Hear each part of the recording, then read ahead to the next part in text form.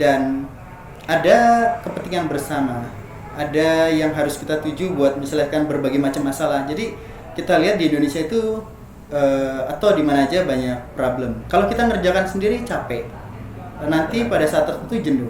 Tapi kalau kita mengerjakan bersama-sama itu menjadi ringan. Nah,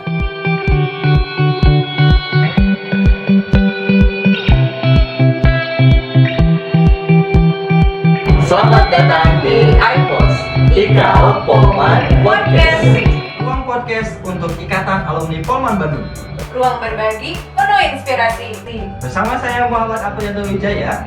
Dan saya Fitri Weneka. Kita akan memandu podcast IKA Polman Bandung Dan akan menghadirkan narasumber dengan berbagai topik yang super menarik. So, enjoy the talk and happy watching. Episode kali ini disponsori oleh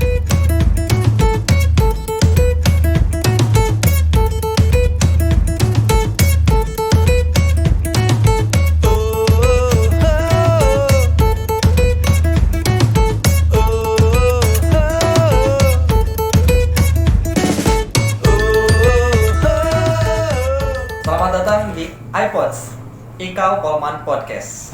Telah hadir di sini narasumber kita. Beliau merupakan Polman angkatan 99, Ya. ahli CNC. Beliau adalah Bapak Agus Handianto. ya, Selamat datang Pak Agus. ya, jangan panggil Pak dong, panggil Om aja. Jangan, ketuaan. Panggil Akang aja ya. Kang aja ya, Kang ya. Kang Agus, kita memang sebelumnya sudah diskusi ya Kang Agus ya. Oke. Kang Agus, ini gimana perjalanan dari rumah menuju ke Bandung nih tempat? Ya lumayan, karena saya tinggal di Kabupaten Bogor, kebetulan Kecamatan Jonggol. Perjalanan dari sana ke sini sekitar 3 jam, itu pun kalau tidak macet. Kalau macet bisa 4 jam. Wah, luar biasa. Pakai kendaraan sendiri ya? Ya, kendaraan sendiri. Wah, luar biasa. Sehat ya Pak ya? Sehat. Mudah-mudahan Kok sehat. Pak lagi? Oh, Akbar, maaf. Akang. Kang. Kelihatan tua. Siap, Kang. Baik, Akang ini alumni Polman 99 ya, betul ya? Angkatan 99 Angkatan ya? 99. Jadi kalau di Polman itu kita nyebutnya angkatan masuk, karena lulusnya kan nggak jelas. Iya, Bisa iya. beda. Jadi saya masuk 99, lulus 2002. Kebetulan jurusan mekatronik. Mekatronik. Boleh cerita sedikit Akang mungkin tentang angkatan 99 ini? Mungkin kondisi Polman seperti apa waktu itu, perkuliahan seperti apa? Pasti banyak pengalaman. Iya. Jadi tahun 99 Polman itu masih begitu strict. Ya. Kebetulan mekatronik itu jurusan baru karena jurusan angkatan pertama itu tahun 95. Nah, saya itu angkatan kelima. Satu kelas itu 24 anak. Maaf, kok anak? Mahasiswa. Nah, yang ke DO 3 orang. Jadi waktu itu benar-benar strict. Telat di bawah 10 menit kami kena peringatan lisan, 3 kali peringatan tertulis. 1 hari nggak hadir peringatan tertulis, 3 kali DO. Nah, serem ya. Oke. Habis itu kalau sakit hanya 2 yang diakui. 1 dari rumah sakit Boromius, yang 1 lagi saya lupa dokternya itu di jalan depan itu. Bu dokter siapa gitu. Oh, jadi di sekitar Polman juga tetap? Ada, cuma dia yang diakuin, yang lainnya nggak diakuin. Berarti harus tetap ke Polman ya, sekitaran Polman, ke kawasan Polman. Karena Boromius juga kan ada di kawasan Iya, ada kedekatnya. Jadi kami yang diakuin hanya surat dokter dari situ. Tapi sakit pun kami harus bayar kompensasi ya. Jadi kami harus bekerja mengganti jam kerja pada saat tidak sakit. Oh, sudah dimulai ya? Apa dikali 5 juga? Oh enggak. Oh enggak, satu jadi satu. Satu jadi satu. Oke. Cuman kan problemnya gini ya. Ya. Pas kami umpama telat nih 3 menit, 5 menit, kami tetap harus bayar kompen. Kan nggak mungkin kerja cuma 5 menit. Tetap aja kami harus kerja 1 hari. Oh iya, benar. Oke, lumayan menarik ya. Di sini tertulis Akangnya sebagai Ketua Ikatan Alumni Polman Bandung, benar kan? Iya benar. Oke, kalau boleh ceritakan sejak kapan akan menjabat gitu ya, kemudian sampai kapan menjabatnya, boleh diceritakan? Oke, kebetulan saya ikut di organisasi Polman setelah lulus itu dari 2016. Kebetulan waktu itu saya dijebak jadi ketua IKAMO. IKAMO itu Ikatan Alumni Otomatika dan Mekatronika. 2016, kemudian sampai 2020. Nah, di 2020 kebetulan ada pemilihan IKAL dan kebetulan saya perwakilan dari Mekatron buat calon kandidat ketua IKAL. Ya, saya kebetulan terpilih jadi masa jabatannya periodenya dari 2020 sampai 2024. Wah, sampai pemilihan presiden ya. Menarik sekali. Oke, baik Akang. Kalau mau cerita nih Kang, selain jadi ketua IKAO, aktivitas sehari-harinya seperti apa sih Kang, boleh cerita? Oke, kebetulan sebelumnya saya lulus 2002. Saya pertama kali bekerja itu di PT Indopolis Wakarsa Industri, itu pabrik BPP film. Jadi kalau pernah tahu bungkus mie, bungkus snack itu materialnya plastik. Nah, atau bungkus rokok itu ada plastik luar, plastik tipis. Nah, saya bekerja di situ, itu pabriknya membuat plastik, itu plastiknya ditarik melebar dan memanjang. Jadi ketebalan hanya 20 mikron. Presisi ya? Ya, presisi sekali. Oke, nah dari situ saya cuma sebentar, 6 bulan. Kemudian saya pindah. Nah, kebetulan di 2024, 2004 saya masuk di Fanuc Indonesia. Fanuc itu bidangnya CNC mesin, ada laser, ada robo mesin, robo drill, robo shot, robo cut, dan robot. Nah, kebetulan saya di sana jadi engineer, jadi kami perbaikan mesin, service engineer. Kebetulan saya megang semua mesin kecuali robot. Nah, karena di zaman saya masuk, robot itu hanya dipakai di area-area yang berbahaya seperti di casting. Automation masih belum berkembang. Nah, automation itu di Indonesia baru berkembang pesat itu sekitar 2015. Itu pada saat saya resign. Asli. Di Polman kalau nggak salah ada robot yang buat nyidok aluminium juga. Nah, itu berarti cocok ya sama kerjaan Akang dulu. Ya dulu, tapi kebetulan saya nggak banyak megang robot ya. Oh iya, berarti kalau sekarang Oke, kalau ya 2015. Oke, dari 2015 sampai 2000 sekarang saya usaha sendiri. Kebetulan saya punya 2 perusahaan. Yang pertama saya mendirikan namanya perusahaannya CV Exfinity Part. Kemudian 2016 saya bikin perusahaan lagi berbentuk PT, namanya PT F Konuko Teknik Indonesia. Bidangnya apa tuh? Sama perbaikan mesin CNC juga. Jadi saya masuk ke perusahaan menengah ke bawah. Karena kalau perusahaan besar itu mereka uangnya nggak berseri, jadi pasti belinya ke maker. Sedangkan kalau perusahaan menengah ke bawah uangnya terbatas. Nah, bisnis saya adalah memberikan alternatif solusi bagi mereka dengan memberikan biaya yang lebih murah. Karena di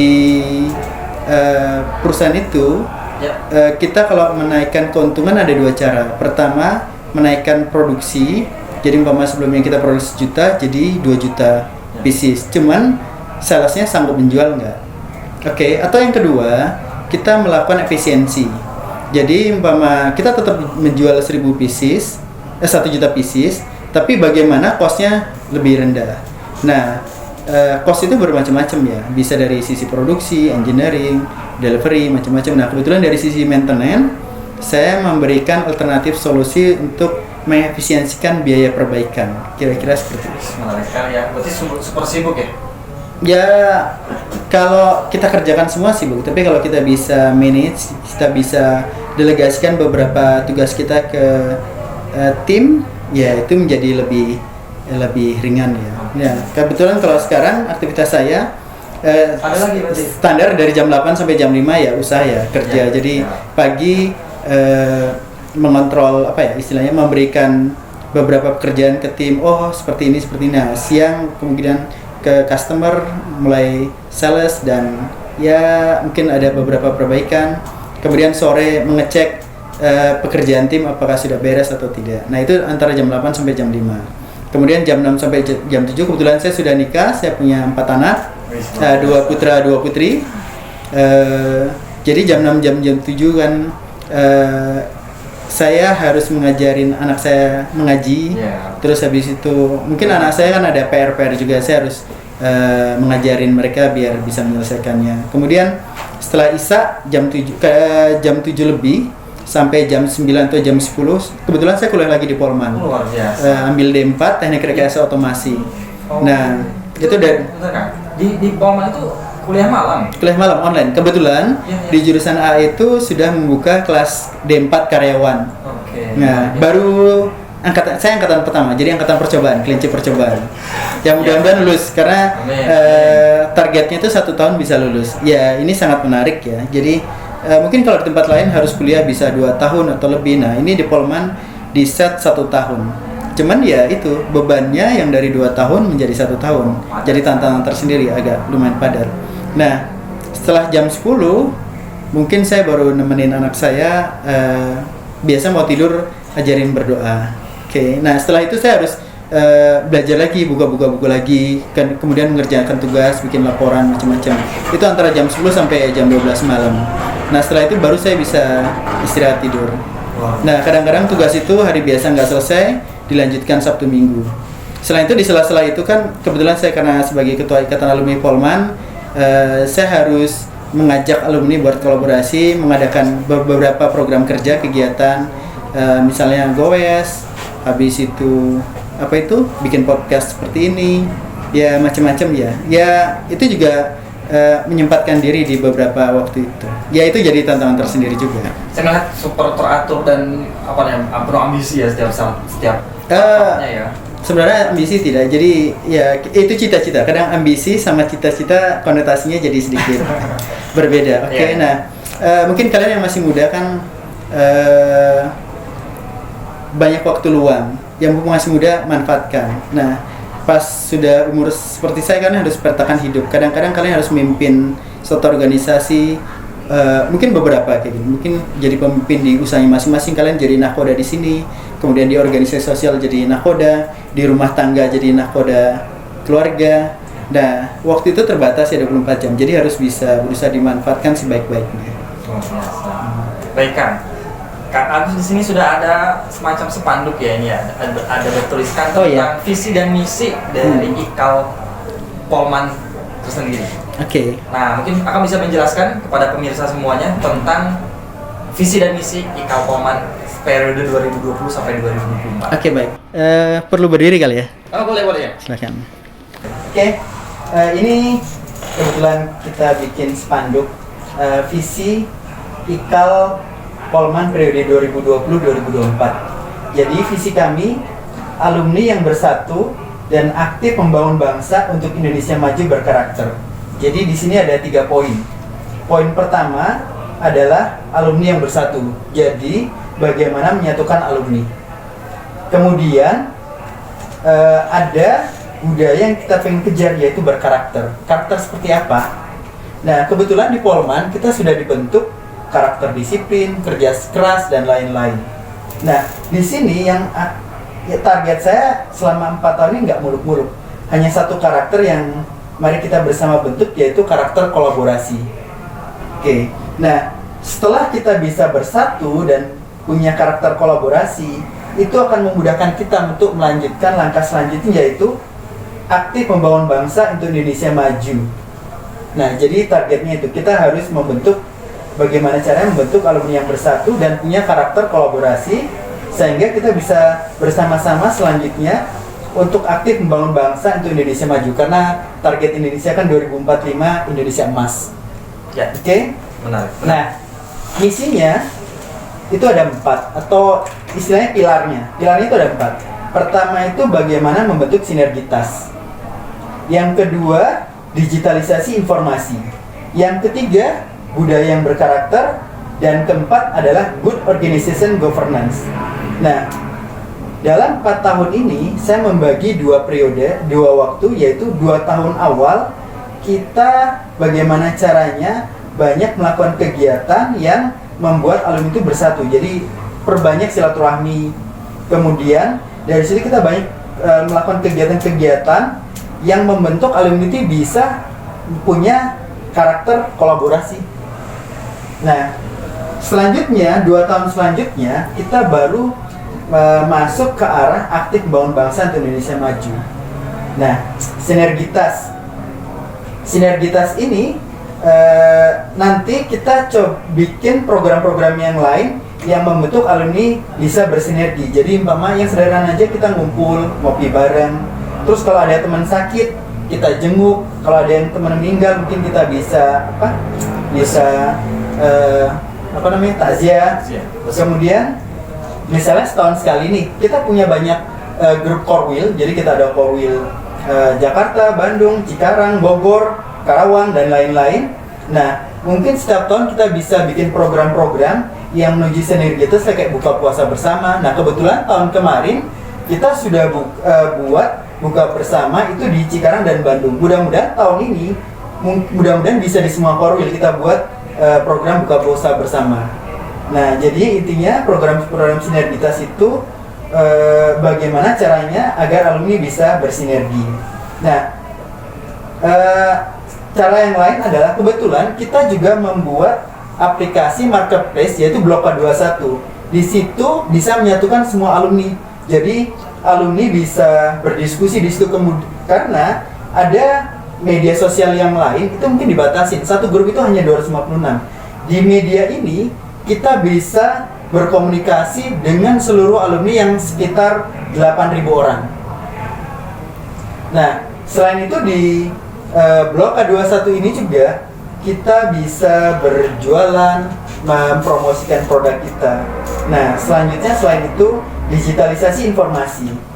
Kalau mungkin dalam setahun lebih ini bisa kita lihat informasi dari IKAL, kami kadang men-share flyer-flyer melalui grup WhatsApp, bisa melalui Instagram dan lain-lain. Itu ada ucapan selamat, umpama pergantian direktur, wakil direktur, kemudian untuk yang merayakan misalnya setiap tahun ada ucapan hari-hari besar, misalnya Idul Fitri, Idul Adha, Natal, Sumpah Pemuda, 17 Agustus. Habis itu juga ada yang duka cita tuh, ada rekan-rekan kita yang meninggal, alumni-alumni yang meninggal, kita juga bikin flyer duka cita. Jadi itu informasi melalui digitalisasi. Selain itu media sosialnya juga, kita juga punya Instagram, Twitter, habis itu YouTube channel. Mudah-mudahan ke depan kita bisa bikin IKAL Polman News, jadi summary kegiatan kita dalam bentuk file PDF, kita mungkin bisa share, mungkin per 3 bulan sekali atau berapa lama. Selain itu juga data-data digital alumni, database itu kita bisa kumpulkan dengan 2 cara, yaitu yang pertama dari Blok K21 ini. Nah, ini data yang pertama kita bisa kumpulkan, kita bisa menyatukan seluruh informasi alumni ada di satu aplikasi ini. Nah, misi yang ketiga adalah budaya yang berkarakter. Nah, karakter apa yang mau dibentuk? Itu hanya dalam 4 tahun ini target saya nggak muluk-muluk, hanya karakter kolaborasi.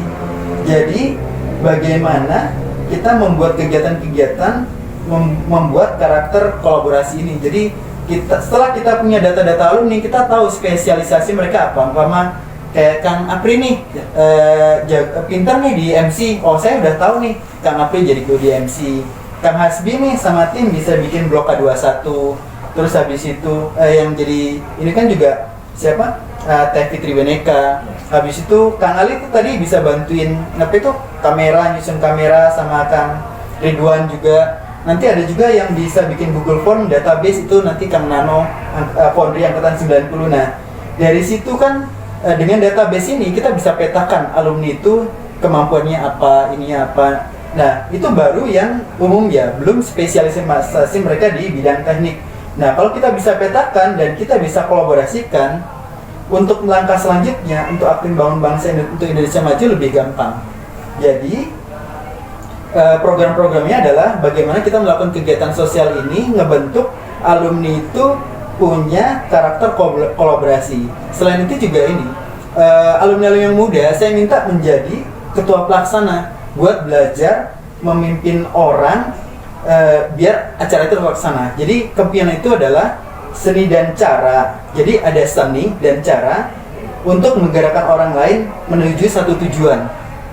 Jadi itu tidak mudah karena pekerjaan IKAL ini pekerjaan sosial. Sedangkan kalau kita di perusahaan, bawahan kita itu dibayar. Jadi sangat gampang menyuruh. Kalau dia tidak nurut, kita tinggal pecat saja. Sedangkan di sini semua itu harus dari hati. Jadi yang paling bagus adalah menggerakkan orang. Jadi bukan menggerakkan orang ya, tapi kita menggerakkan hatinya untuk mencapai tujuan bersama.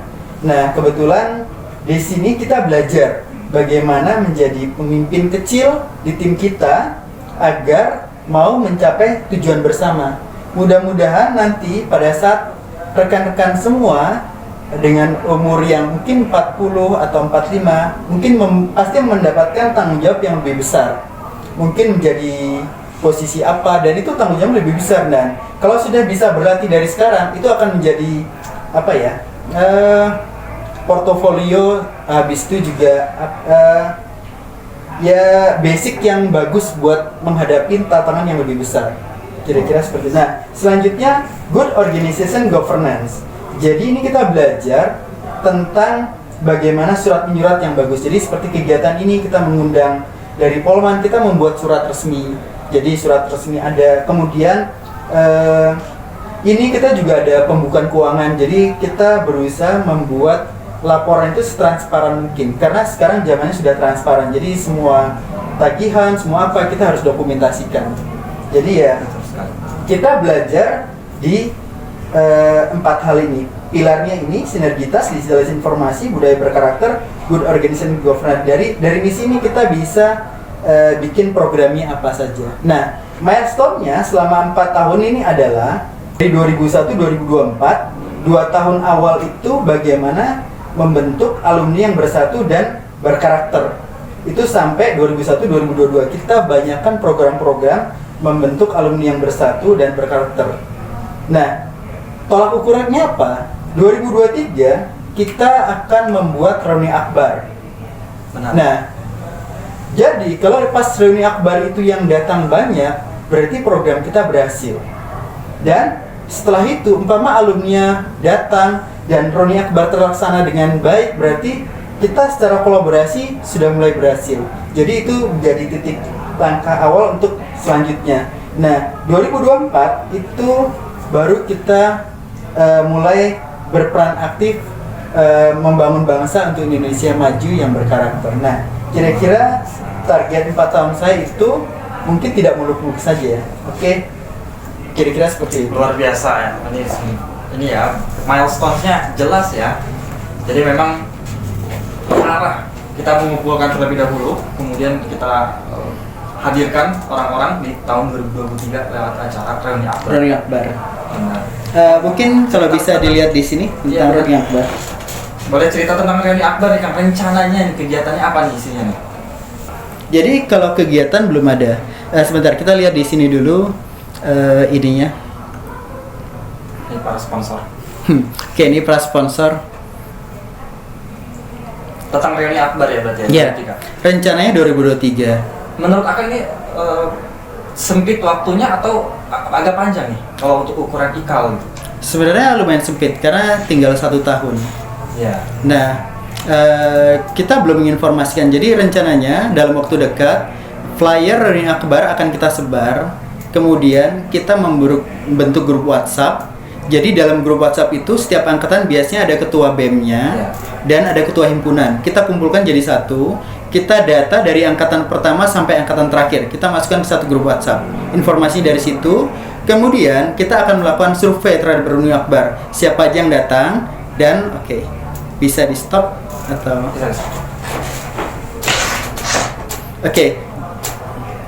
Jadi setelah kita membuat grup WhatsApp dan flyer ini disebarkan, nah kita akan melakukan survei terhadap alumni. Jadi ada 2 cara kita melakukan pendataan alumni. Pertama dari Blok K21, yang kedua kita melakukan survei sekalian mengumpulkan database juga. Jadi kita punya 2 database, satu dari Blok K21, satunya dari survei dan ngumpulin database. Karena kalau saya langsung lempar database, biasa orang ngisi buat apa? Iya. Nah, strateginya, karena kita melakukan semuanya harus punya strategi ya. Betul sekali. Nah, strateginya alasan mengumpulkan database adalah kita melakukan survei sekalian melakukan database. Jadi apabila database satu kita dapat database, kemudian kita tahu berapa banyak sih alumni yang bakal datang. Nah, kalau alumni banyak yang datang, setelah itu kita baru bisa set, ternyata yang alumni yang datang banyak nih 2000. Kira-kira Polman cukup nggak tempatnya? Iya. Benar. Nah, berarti harus ada alternatif lain buat tempatnya, venue-nya. Nah, kemudian tempat lain biasanya bookingnya tuh jauh-jauh hari, bisa 6 bulan sebelumnya. Nah, habis itu dengan jumlah yang datang sekian, perlu biaya berapa? Umpama makannya 2 kali, terus butuh apa. Nah, kira-kira kalau kalian sekian, biayanya sekian. Nah, nanti biaya itu harus dibagi ke seluruh angkatan. Nah, kira-kira gambar gitu. Nah, terus reuni akbar ini kita mempunyai 4 tag ya. Tagline. Oke. Yang pertama reunion. Nah, itu artinya sebenarnya reunion itu kan menyatukan. Nah, cuman di sini kalau kita bersilaturahmi. Jadi seluruh alumni itu kita datangkan kembali ke kampus kita buat mengenang. Jadi bersilaturahmi lagi, menyatukan mereka kembali. Setelah disatukan, terus mau ngapain? Nah habis itu kita reconnect, menghubungkan kembali. Jadi mereka, oh ya kamu di sini bisa bercerita. Nah bercerita itu artinya reshare, berbagi pengalaman. Oke, berbagi pengalaman macam-macam. Nah setelah itu kita bisa jelaskan milestone-nya IKAL, kita mau bawa kemana. Jadi kita ajak mereka untuk rebuild, membangun kerjasama. Artinya apa? Berkolaborasi. Kita coba bentuk ke arah situ. Nah harapannya dengan jauh-jauh hari kita menginformasikan ini, mudah-mudahan acara ini terlaksana. Kemudian alumni yang hadir banyak. Dan saya hari ini agak surprise ya, ternyata dengan acara kita ada senior yang datang nih. Saya berharap mungkin kedepannya setiap podcast itu ada senior terus yang datang buat bercerita seperti ini. Jadi memberikan gambaran Polman atau dulu mungkin dikenalnya PMS itu seperti apa. Jadi biar mereka punya rasa bangga dan mau hadir kembali di kampus kita. Menarik sekali. Ngomong-ngomong tentang ini kan, rebuild itu kan artinya kita bangun kolaborasi gitu ya. Iya. Nah, apa sih yang menjadi inspirasi Akang gitu sebagai ketua IKAL? Yang utama tuh harus kolaborasi dulu gitu. Mungkin ada cerita yang melatar belakangi Akang untuk itu menjadi yang utama gitu. Ya, begini. Setiap orang itu punya kelebihan dan kekurangan. Nggak mungkin semua orang itu bisa melakukan semuanya. Yeah. Dan itu udah sunatullah. Jadi orang itu punya kelebihan, punya kekurangan. Nah, di Al-Quran kita itu disuruh saling kenal mengenal. Apa cuma disuruh saling kenal mengenal? Enggak dong. Karena kita makhluk sosial, kita saling membutuhkan dan ada kepentingan bersama. Ada yang harus kita tuju buat menyelesaikan berbagai macam masalah. Jadi kita lihat di Indonesia itu atau di mana aja banyak problem. Kalau kita ngerjakan sendiri capek. Nanti pada saat tertentu jenuh. Tapi kalau kita mengerjakan bersama-sama itu menjadi ringan. Nah, saya lihat alumni Polman kita pintar-pintar. Oke. Tapi sepintar-pintarnya kalau ngerjakan sendiri nggak bakal selesai. Nah, caranya bagaimana? Kita berkolaborasi. Cuman biasanya orang pintar itu egonya tinggi, untuk disatukannya susah. Nah, di sini saya belajar bagaimana menyatukan rekan-rekan yang pintar ini biar sama-sama kita punya tujuan bersama. Kita coba selesaikan ini. Ya, saya juga berusaha belajar mungkin itu. Jadi saya juga nggak pinter ya, karena pengalaman saya juga kurang. Kita sama-sama belajar. Nah, caranya ya ini, saya membentuk beberapa kegiatan. Saya sering memberi tugas kepada istilahnya ke alumni-alumni yang masih baru, yang junior. Ya intinya kaderisasi.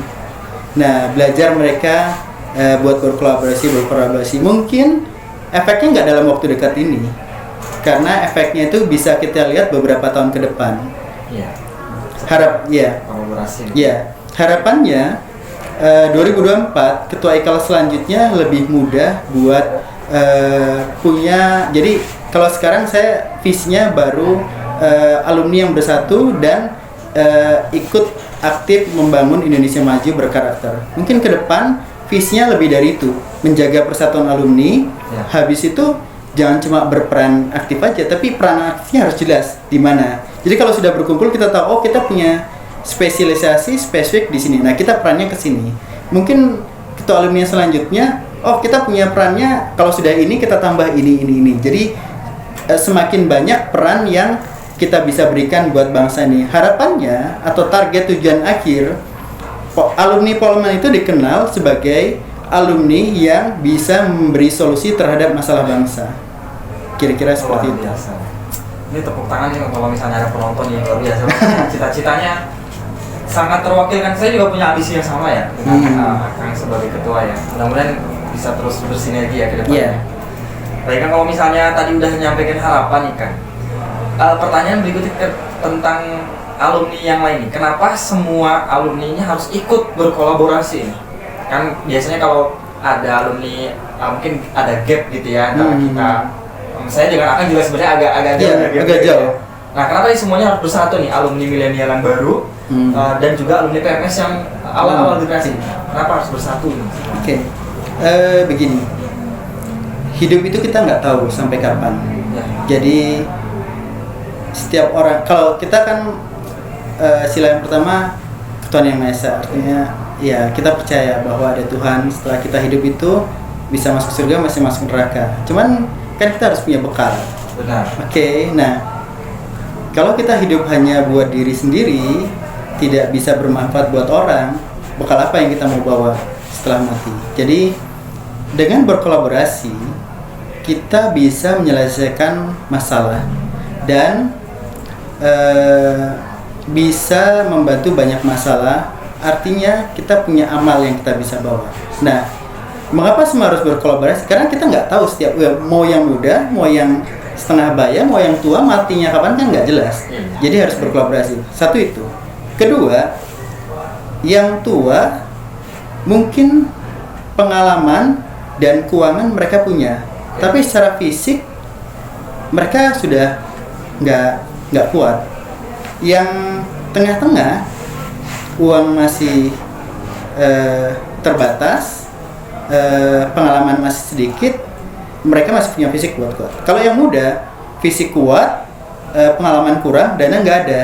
Nah, itu harus dikolaborasikan karena setiapnya punya kelebihan dan kekurangan. Jadi yang senior itu memberikan pengalamannya, berbagi pengalaman, bisa memberikan wejangan macam-macam, dan tentu saja yang paling utama karena mereka sudah pengalaman, punya dana, ya mereka bisa donasi dananya. Yang muda-muda ya secara finance. Oke. Yang muda kan karena baru bekerja, dananya dari mana? Uang nggak ada. Tapi mereka waktu, ide, saya lihat alumni milenial itu idenya banyak sekali. Seperti ini. Nah, itu harus dikolaborasikan. Angkatan saya itu 80 itu masuknya kolonial ya. Kalian milenial. Kolonial. Ya, saya angkatan kolonial. Saya perbatasan kolonial dan milenial. Nah, saya nggak kebayang dengan ide-ide kalian. Di angkatan saya itu ide kalian tuh out of the box ya.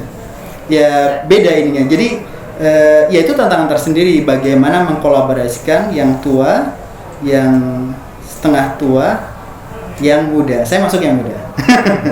Oke, ya.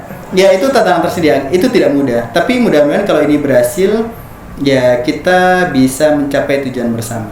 Kira-kira begitu. Berarti kalau dengan kolaborasi, IKAL Polman akan jadi sangat kuat ya. Semua aspek terpenuhi. Iya. Harapannya seperti itu. Kekuatan.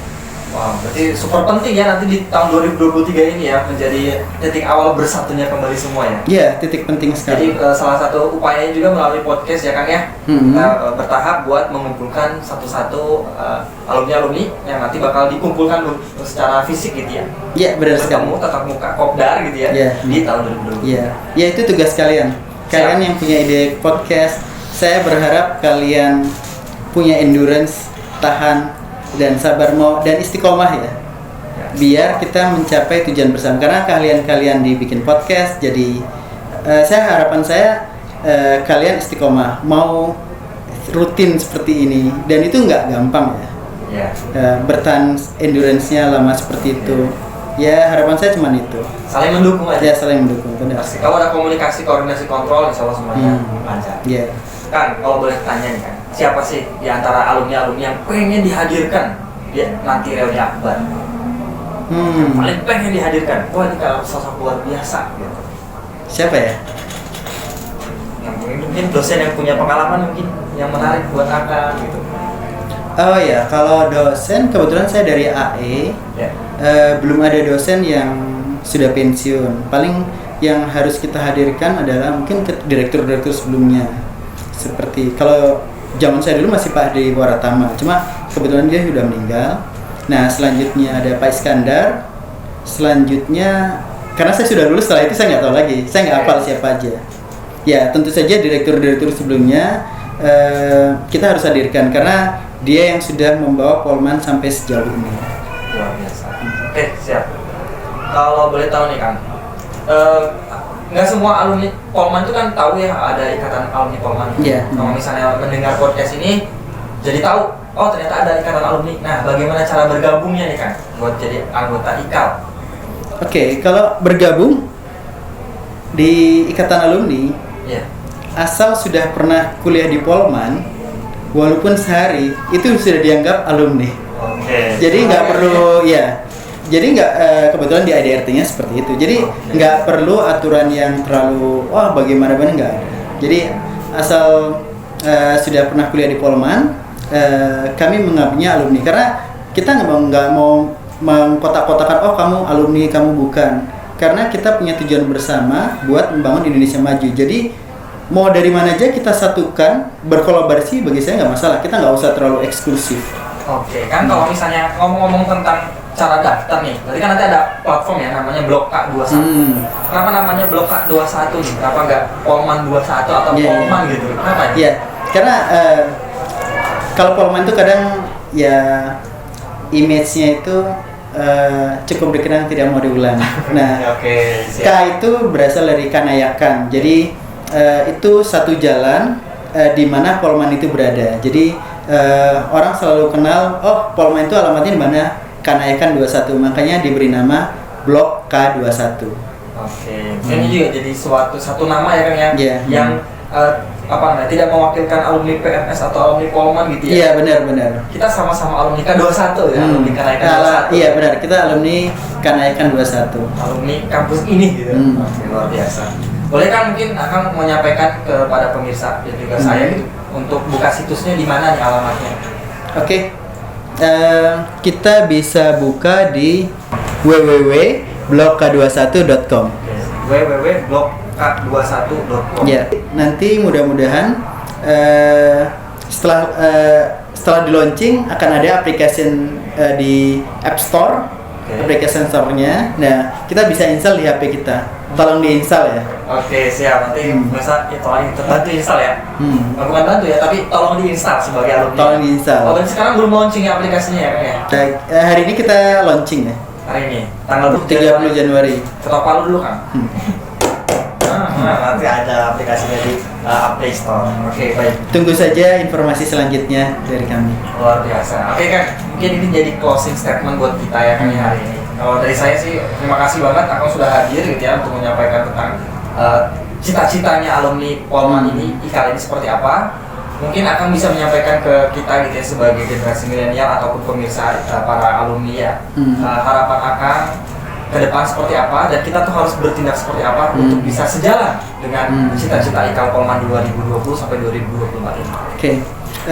Kalian masih muda. Keuangan nggak ada. Fisik kuat. Keinginan belajar tinggi. Waktu lebih banyak. Nah, manfaatkan waktu saat kalian masih muda, karena waktu luang kalian masih banyak. Terus belajar berorganisasi, belajar bekerja sama dengan yang lainnya. Habis itu yang terutama selain itu juga belajar memimpin. Karena mungkin 15 tahun lagi, 20 tahun lagi kalian dikasih tugas untuk memimpin orang. Jadi sebaiknya belajar dari sekarang, bekerja sama dengan orang, belajar memimpin orang. Mudah-mudahan sekian tahun lagi kalian akan diberi tanggung jawab atau wewenang buat memimpin lebih besar. Dan mudah-mudahan kalian nanti menjadi pengganti saya jadi ketua IKAL tahun sekian. Dan mudah-mudahan IKAL semakin jaya dan semakin maju. Amin, amin, luar biasa. Baik Kang, sebelum closing kita mungkin bisa bersulang terlebih dahulu Kang. Nah, ini ada beberapa sponsor juga ya. Ya. Oh, ini dari Rakdalion, perusahaan IT. Kalau ini dari PT Samudra Metalindo Sejahtera.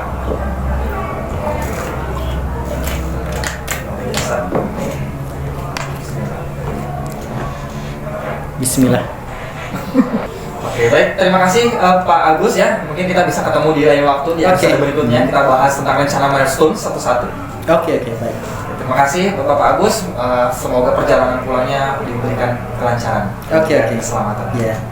Kalau gitu kita dari tim podcast IKAL Polman mengucapkan terima kasih. Kita undur diri. Terima kasih buat Pak Agus. Assalamualaikum warahmatullahi wabarakatuh. Waalaikumsalam warahmatullahi wabarakatuh.